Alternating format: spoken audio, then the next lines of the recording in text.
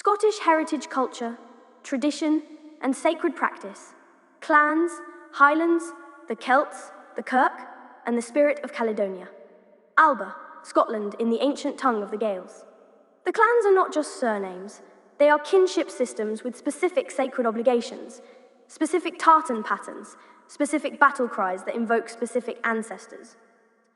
The Highland landscape is not scenery, it is a living text in which every mountain, every loch, every glen holds the memory of specific events, specific people, specific sacred encounters between humans and the divine. Contents. Introduction, the many Scotlands. Part 1, the peoples of Scotland, Picts, Gaels, Norse and more. Part 2, the Scottish languages, Gaelic, Scots and English. Part 3, the clan system, sacred kinship as political reality. Part 4, clan tartans, badges and battle cries. Part 5, the Highland landscape as sacred text. Part 6, pre-Christian Scotland, the ancient sacred traditions. Part 7, the Picts and their sacred symbols. Part 8, Celtic sacred tradition in Scotland. Part 9, Scottish saints, Columba, Ninian and the Celtic Church. Part 10, Iona, the sacred island. Part 11, the Scottish Reformation and the Kirk. Part 12, John Knox and the Presbyterian tradition. Part 13, the Sealit, sacred community celebration. Part 14, Burns Night, the annual celebration of Robert Burns. Part 15, Burns Night step-by-step ceremony. Part 16, Hogmanay, Scottish New Year, step-by-step. Part 17, Beltane and the Wheel of the Year in Scotland. Part 18, Highland Games, sacred competition. Part 19, the bagpipe, sacred sound and cultural technology. Part 20, Scottish traditional music, instruments and forms. The Gaelic song tradition. Part 22, Scottish literature and the oral tradition. Part 23, whisky. Part 24, Scottish philosophy, the Scottish Enlightenment. Part 25, the Highland clearances, sacred wound and memory. Part 26, the Scottish diaspora. Part 27, contemporary Scottish identity. Part 28, the Halagricity lens, kinship, land and memory. Introduction. Scotland Alba in Scottish Gaelic, Caledonia in the Roman Latin that named it, is simultaneously one of the most geographically dramatic, most historically complex, and most culturally generative places in the world. A nation of approximately 5.5 million people occupying the northern third of the island of Britain, Scotland, has produced a disproportionate share of the world's most significant contributions to philosophy, science, medicine, engineering, economics, literature, and democratic political theory, contributions that flowed from a specific cultural inheritance shaped by the collision of Pictish, Gaelic, Norse, Anglo-Saxon, and Norman influences across more than 2 millennia. For the Halagricity practitioner, Scotland offers a specific and irreplaceable combination. One of the world's most complete and most living clan kinship systems, one of the oldest surviving Celtic sacred traditions in the British Isles, a landscape so dramatically specific in its sacred character that every glen, loch, and mountain carries specific sacred and historical memory, and a philosophical tradition that shaped the modern world's most fundamental commitments to empirical reason, democratic governance, and human dignity.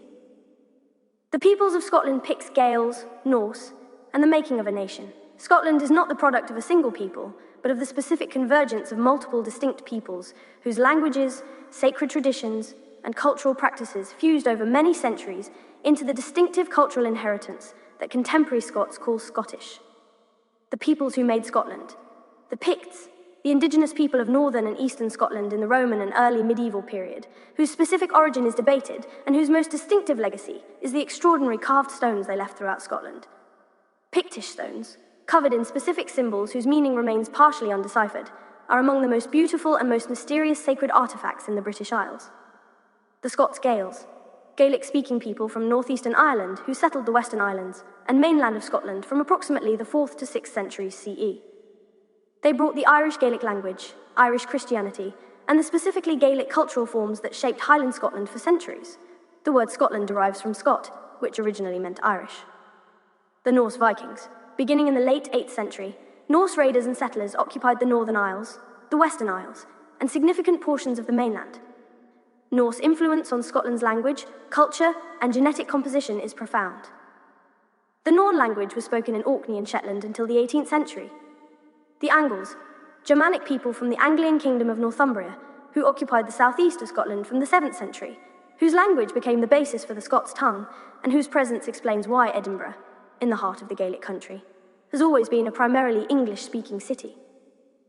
The Normans, French-speaking descendants of Norse settlers who arrived after the Norman conquest of England and were invited north by the Scottish kings, bringing feudal social organisation, Norman family names that became Scottish clan names, and the specific political structures of medieval Scotland.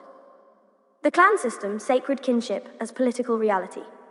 The Scottish clan system, the network of kinship-based social groups organised around a chief, carrying a shared name and a shared territorial identity, governed by specific mutual obligations and specific sacred traditions, is one of the most complete and most living examples of kinship organisation as a total social system available in any European tradition. The word clan comes from the Gaelic clan, meaning children or family, specifically the children and descendants of a common ancestor. The clan as total social institution. The clan is not merely a social grouping with a common surname. It is a complete social institution. The chief owes protection and justice to every clan member. Clan members owe loyalty, military service, and rent to the chief. The clan as a whole maintains a specific relationship with the land it occupies, and the clan maintains specific relationships with other clans, some hereditary allies, some hereditary enemies, that structure the entirety of Highland political life. The elements of clan identity. The chief, the head of the clan, ideally the direct lineal descendant of the founding ancestor. The chief's authority is not merely political, it is sacred, derived from the genealogical connection to the ancestor. In Gaelic tradition, the chief is first among kin rather than a feudal overlord. The relationship is one of kinship, not of master and subject. The clan lands, the specific territory associated with the clan, where the founding ancestor settled, where the clan's history was made, where the clan's dead are buried. The Highland landscape is not neutral geography. Every significant feature is named in Gaelic and carries specific clan historical memory. To be of Clan MacLeod is to be related to the Quillen Hills of Skye. To be of Clan Campbell is to be related to Invoke and Loch. To be of Clan MacDonald is to be related to the Lordship of the Isles. The clan motto and battle cry. The clan motto and the clan battle cry are the verbal expressions of the clan's sacred identity. The battle cry was often the name of a specific sacred place, a specific ancestor, or a specific appeal to a patron saint. The clan badge, the specific plant worn as identification, pinned to the bonnet or held in the hand. The badge is typically a specific plant that grows in the clan's traditional territory, connecting the clan member's body to the sacred landscape of their heritage. The MacDonalds wear heather, the Campbells wear bog myrtle, the Gordons wear ivy. Part 4. Clan tartans, badges, and battle cries, the visual language of kinship. The clan tartan, the specific woven pattern of a specific combination of colours associated with a specific clan, is the most internationally recognisable element of Scottish cultural identity, though its history is more complex than popular understanding suggests. The history of tartan. Tartan as woven cloth is genuinely ancient in Scotland. Fragments of tartan pattern cloth have been found in Scottish archaeological contexts from several centuries BCE. But the specific assignment of specific sets to specific clans as a systematic identification system is a much later development, largely formalised in the early 19th century, particularly around the visit of King George IV to Scotland in 1822, which triggered a romantic revival of Highland culture that produced many of the ancient clan tartans that are actually 19th century creations. Major clan tartans and their significance.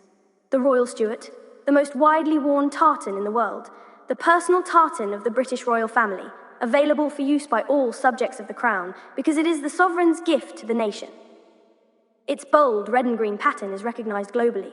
The Black Watch, the tartan of the oldest Highland regiment, one of the few tartans with genuine 18th century origin. Its dark blue-green-black pattern was specifically designed to be less visible in the Highland landscape than the brighter clan tartans. The MacDonald, red and green with specific intersecting lines, the tartan of the most numerous of the Highland clans, the lords of the Isles whose power rivaled the Scottish crown for centuries. District tartans, beyond clan tartans, specific regions have associated tartans that can be worn by anyone from or connected to that region regardless of surname. The great misconception, the kilt as daily Highland dress, is also largely a 19th century romanticisation. The original Highland garment was the failidmore, an enormous piece of cloth wrapped around the body. The tailored kilt as known today was largely an 18th century English invention, and the specific clan tartans a 19th century systematisation. This does not diminish their cultural significance. Cultural traditions are made, and these are genuinely Scottish, but it is important for honest engagement with the tradition. Part 6. Pre-Christian Scotland, the ancient sacred traditions. Before Christianity arrived in Scotland, the peoples of Scotland maintained sacred traditions rooted in Celtic religious practice, in the specific land-sacred knowledge of the Picts, and in the broader Indo-European sacred framework that underlies all the Celtic traditions of the British Isles. The pre-Christian sacred world of Scotland. The Druids, the priestly class of the Celtic world, present in Scotland as throughout the Celtic world, serving as sacred specialists who maintained the community's relationship with the divine world, performed specific sacrificial ceremonies, arbitrated disputes, and carried the immense body of sacred oral knowledge that Celtic culture preserved exclusively in memory rather than writing. The Roman accounts of the Druids describe human sacrifice, a claim that modern scholarship treats with significant skepticism, though the Druids' social power and their extensive sacred knowledge system are not doubted. The Celtic Sacred Year, the 4 great fire festivals that structured the Celtic sacred calendar, are still celebrated in Scotland in their modern forms. Samhain, the Celtic New Year, the thinning of the veil between worlds, the time of the ancestors, the origin of Halloween. Invoke, the festival of Bridget, the beginning of spring, the return of light, the festival of the sacred flame, Beltane, the beginning of summer, great bonfires, the driving of cattle between fires, the celebration of fertility and growth. Lunasarge, the harvest festival, the celebration of the first fruits, named for the god Lu. The sacred landscape, the Highlands and Islands of Scotland, are saturated with sacred landscape features from the pre-Christian period: stone circles, standing stones, hill forts, cup and ring marked rocks, and specific mountains, lochs and glens that carry the memory of specific divine encounters or legendary events. Columba and Iona, the Celtic Church in Scotland. Columba is Scotland's most important Christian sant, an Irish monk of royal lineage, who, following a battle for which he felt personally responsible, chose voluntary exile from Ireland and sailed with 12 companions to the tiny island of Iona off the western coast of Scotland. Iona, as the sacred centre. From Iona, Columba and his community established the form of Christianity that spread throughout Scotland and northern England, a form of Celtic Christianity distinctive in its approach to sacred practice, its relationship to the natural world, and its organizational structure. The Iona community produced the Book of Kells and trained the missionaries who Christianized the Picts and the Angles of Northumbria, Iona's sacred character. The island, Iona, is a tiny island off the southwest tip of Mull, accessible by ferry from Fionfort. Despite its small size, it has been a pilgrimage site for approximately 1,400 years and has been called a thin place, a place where the membrane between the ordinary world and the sacred world is especially transparent. Columba's monastery, the monastery Columba established on Iona, became the most important centre of Christian learning and sacred art in the British Isles, a scriptorium that produced illuminated manuscripts, a school that trained missionaries for the continent, and a community that maintained a specific form of Celtic Christian practice rooted in solitude, nature mysticism, and the intensive practice of prayer. The royal burial ground, Iona became the burial place of Scottish kings. 48 Scottish kings, along with kings of Ireland, France, and Norway, are traditionally said to be buried at Iona's Rayleigh reign. The island was understood as so sacred that burial there guaranteed the soul's protection. The contemporary Iona community, founded in 1938 by George MacLeod, the Iona community is an ecumenical Christian community that continues to use Iona as its sacred centre, welcoming pilgrims of all backgrounds, maintaining a commitment to justice and peace, and preserving the specific character of Celtic Christian spirituality that Columba established there 14 centuries ago. Burns Night, the annual celebration of Robert Burns, step by step. Burns Night is the most widely celebrated specifically Scottish cultural ceremony in the world, observed not only in Scotland, but in Scottish diaspora communities on every inhabited continent, in a highly specific ceremonial form that has remained essentially unchanged since the first Burns Supper held by Burns's friends in 1801. Robert Burns, Scotland's national bard. Robert Burns is simultaneously Scotland's greatest poet, its most powerful democratic philosopher, its most celebrated son, and its most human national symbol, a tenant farmer's son who wrote in both Scots and English, who championed the dignity of the common person and the equality of all human beings before the aristocratic hierarchies of his time, and who, in A Man's a Man For, that wrote what is arguably the most complete and most beautiful statement of universal human dignity available in any literary tradition. Burns Night, complete step-by-step ceremony. The guests arrive. A traditional Burns supper typically includes bagpipe music as guests arrive and take their seats. Step 1. The Selkirk Grace. Before the meal, the host or a guest recites the Selkirk Grace. Some hae meat and canna eat, and some wad eat that want it, but we hae meat and we can eat. Say let the Lord be thankit. Step 2. The Cockaliki soup, the traditional first course, a Scottish chicken and leek soup. Step 3. Piping in the haggis. The chef carries in the haggis on a large serving dish, preceded by a piper playing the bagpipes. This procession through the dining room is the most theatrically distinctive moment of the evening. Step 4. Addressed to a haggis, a designated speaker recites Burns's poem, addressed to a haggises in full, punctuating specific verses with dramatic action, and plunging a knife into the haggis at the verse. And cut you up, we ready slight. The assembled company applauds. This is simultaneously literary performance, comic theatre, and genuine ritual. Step 5. The toast. After the address, the speaker raises a glass of whiskey and proposes a toast to the haggis. The company responds by lifting their glasses and toasting the haggis. Step 6. The meal. The haggis is served with neeps and tatties, the traditional accompaniments. Further courses may follow. Step 7.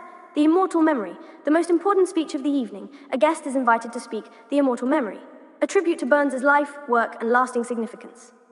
This speech can range from a few heartfelt paragraphs to an extended literary and historical address. Step 8. The toast of the lassies. A male guest gives a humorous speech praising and gently teasing the women present. Step 9. The reply to the laddies. A female guest responds with a speech that praises the men and repays the gentle teasing. Step 10. Burns's poems and songs. The evening continues with readings of Burns's poems and the singing of his songs. Many of his songs are now standard folk songs known without attribution. Auld Lang Syne. My love is like a red, red rose. Ye banks and braes, Scots war hey. Step a Lang Syne. The evening closes with the entire company standing, crossing arms, and joining hands to sing Auld Lang Syne, which Burns wrote based on a traditional song in 1788, and which has become the world's most widely sung New Year's song. Hogmanay, Scottish New Year, step-by-step traditions.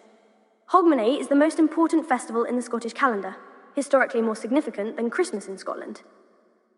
Specific practices preserve pre-Christian sacred traditions of purification, community renewal, and the invocation of good fortune for the coming year. Hogmanay traditions, step by step. The cleaning. The house is cleaned thoroughly before midnight, both the physical cleaning and the spiritual clearing of the old year's accumulated weight. Nothing dirty or cluttered should enter the new year. First footing. The most important Hogmanay tradition. The first person to cross the threshold of your home in the new year is the first footer, and their identity determines the coming year's fortune. The luckiest first footer is traditionally a tall, dark-haired man. The first footer brings specific gifts: a lump of coal, a bottle of whiskey, shortbread, salt, and a black bun. Each gift is handed over with a specific wish.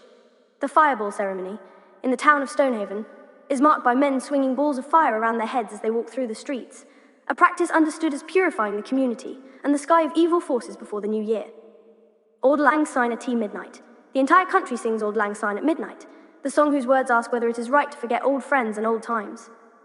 The specific gesture is reserved for the end of the song, not throughout. Looney Dook.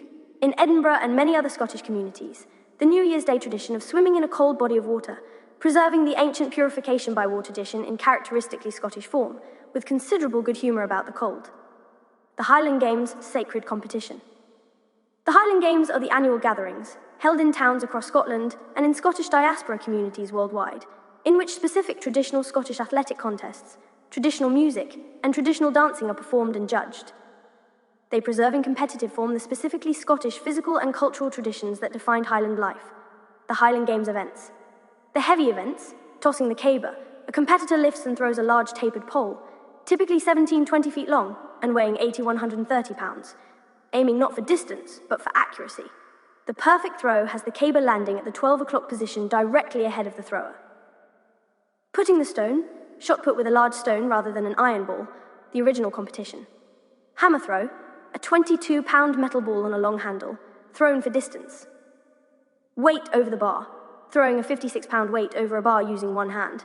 Sheaf toss, throwing a burlap bag filled with straw over a raised bar using a pitchfork. Piping competitions, solo piping competitions, are among the most prestigious events at the Highland Games, with specific categories for P.O. Bay-reached, march, strathspey and reel, and other forms. Highland dancing, specific traditional dances performed in full Highland dress, the sword dance, the Highland fling, the Shion Triovers, the bagpipe sacred sound and cultural technology. The great Highland bagpipe is the most immediately recognisable Scottish cultural symbol in the world, and also one of the most misunderstood. It is not merely a folk instrument. It is a sophisticated musical technology with a 500-year continuous performance tradition, a specific classical music repertoire of extraordinary complexity, and a sacred social function as the instrument that leads communities into battle, in mourning, and in celebration. The bagpipe, sacred and cultural dimensions. The P.O. Bay-reached, the classical music of the great Highland bagpipe, a form of theme and variations that is the most sophisticated and most demanding music composed specifically for the instrument.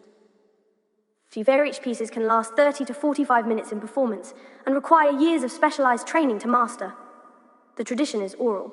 Pieces are transmitted through a specific system of syllabic notation that encodes the music in sounds rather than written notes. The battle use, the bagpipe was used as a military instrument in Highland warfare. The piper's role was to inspire the clansmen to signal specific tactical movements and to maintain the psychological cohesion of men moving toward an enemy under fire.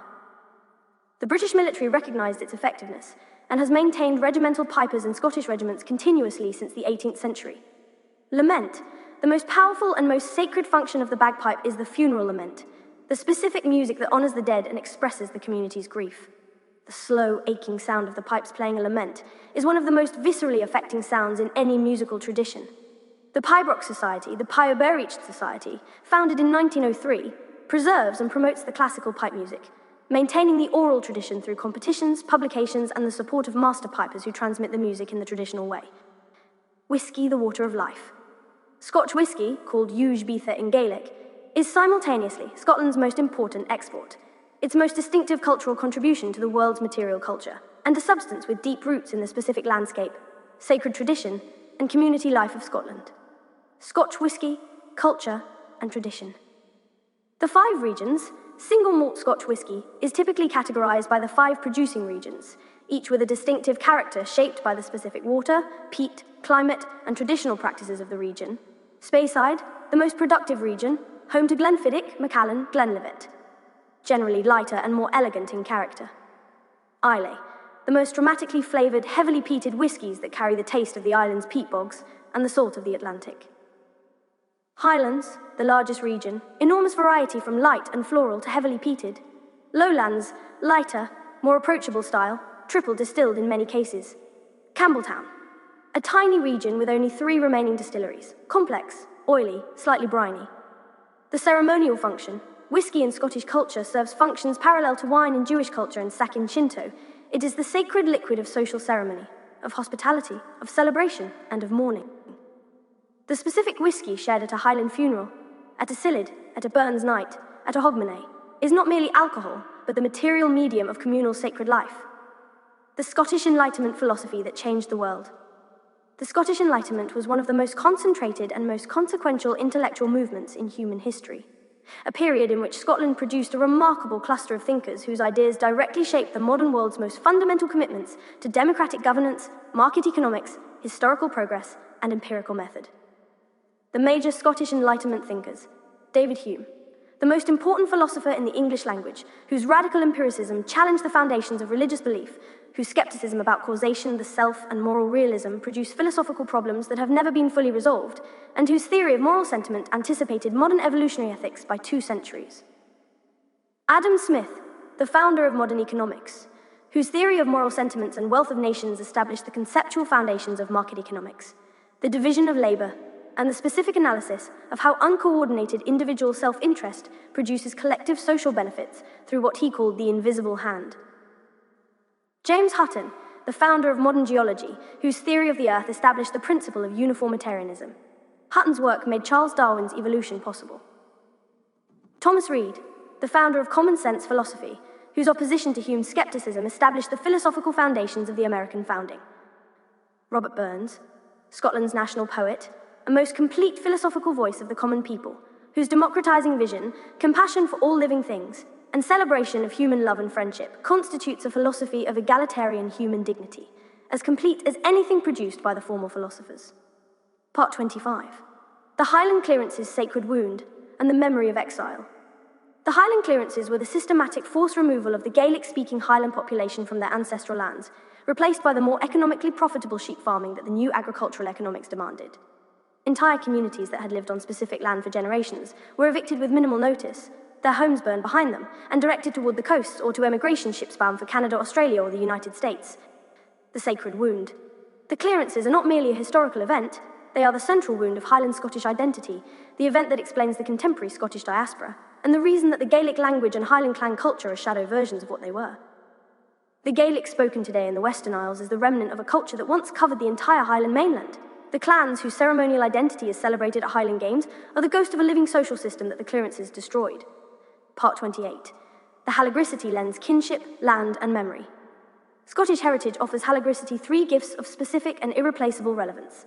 The clan system, as the most complete available European model of kinship as a total sacred social institution, with specific obligations, specific land relationships, and specific genealogical sacred authority.